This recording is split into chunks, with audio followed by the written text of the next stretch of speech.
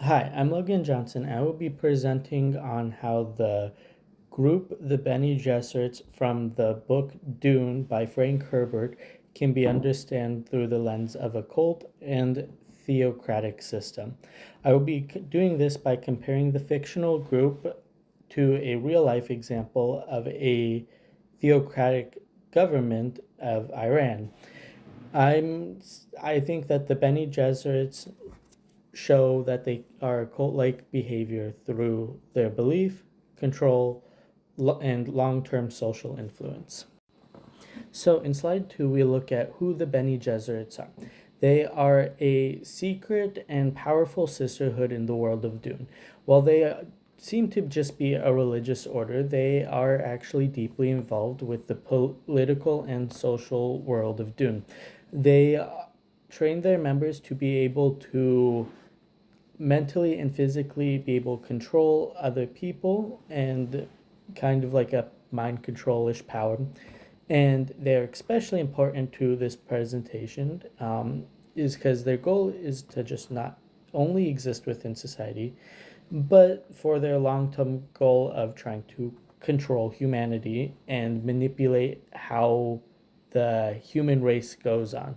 And they do this through manipulating the belief systems in the world, political leaders, and even go as far as human genetics to guide, to kind of guide the future of humanity. So on the third slide, we look at what makes them a cult. So technically, they are not an official cult, but they do share many important characteristics with real world cults, like how cults maintain strict control over their members and operate within a clear hierarchy. They also manipulate belief systems, both within the group and in a wider society. They This is especially important because this shows that their power comes not just from authority, but kind of being able to weasel in and shape the beliefs of people to believe what they want them to believe is true. And by comparing them to cults, we can better understand the system of control that they have that operates both in this fictional world, but in some way in a real world context. So in slide 4, we kind of dive a little bit deeper into what makes the Bene Gesserits a cult. One of the first big ideas that makes them a cult is their apocalyptic thinking that they are shaping the beliefs of the future and kind of the behaviors of human to align themselves with the Kwisatz Haderach, which we'll get to in a little bit of a later slide. The second reason is with their utopian vision. They believe that they are the ones guiding humanity to a better future and that they are the answer to this better future. And then the third one is due to their belief that they are guiding it. They believe that they are the most important. Members are trained to believe that they are part of this higher purpose and that they are guiding humanity towards a better civilization. So in slide 5, we look at how the Bene Gesserits control their members. From a young age, members are taught how to control their bodies, emotions, and thoughts through intense trainings. This level of exercise and discipline helps create a strong loyalty to the sisterhood and makes it where individuals will want to place their individual identity with the group and that their thoughts and actions should be to helping the Bene Gesserit's long-term goals.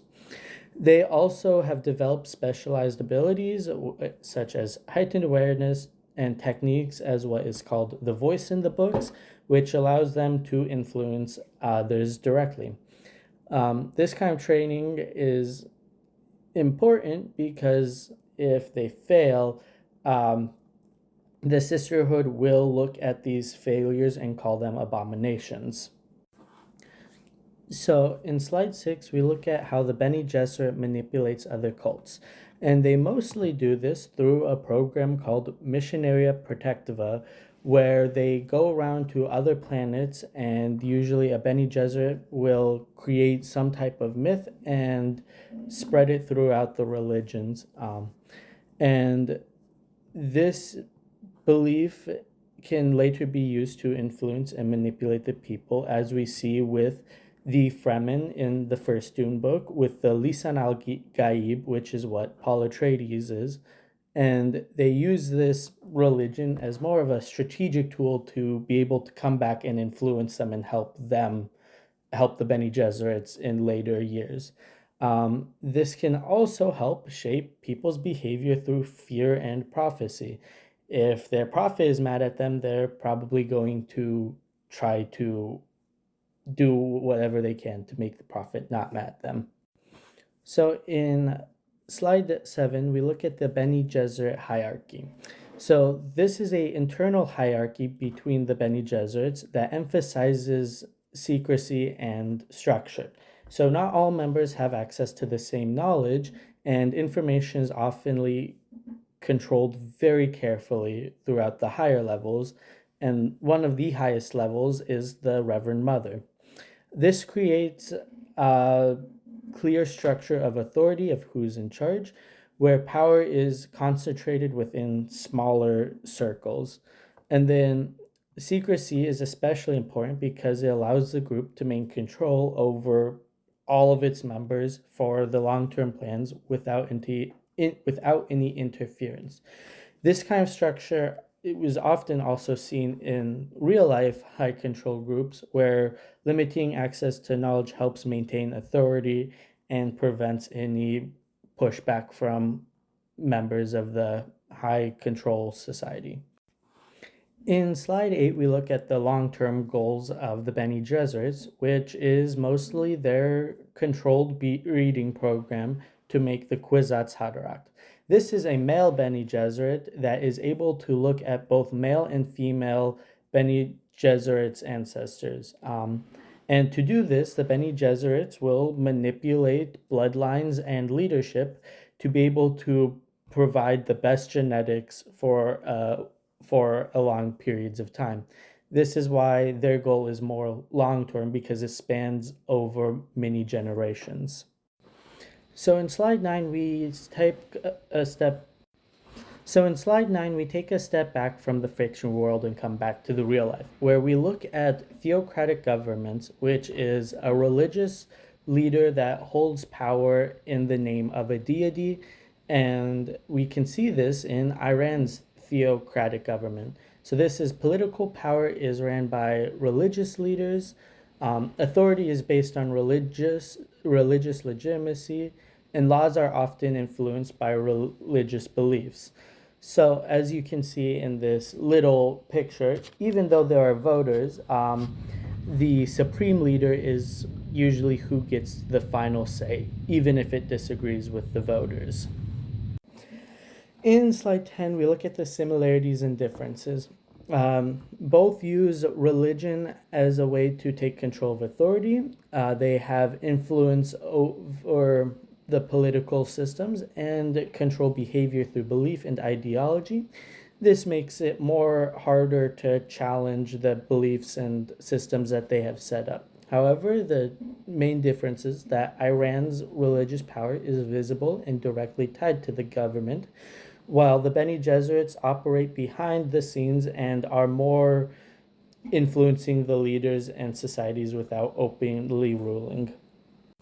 In slide 11, we see that the political power and religion is not new to our modern systems. In fact, it goes back to ancient Egypt, where pharaohs were seen as these divine mediators between gods and people. This belief helped create order for one, political authority, and maintain social order and control due to it being tied to religion and cosmic balance. In conclusion, even though the Bene Gesserits aren't officially a cult, they have many cult-like behaviors with manipulating people and the societies that they are in. We can also connect them to real world through theocratical systems like Iran and ancient Egypt by manipulating the religion and belief system. And they do this really well by kind of hiding in the backgrounds but playing a big role. And they influence how people think rather than relying on direct force.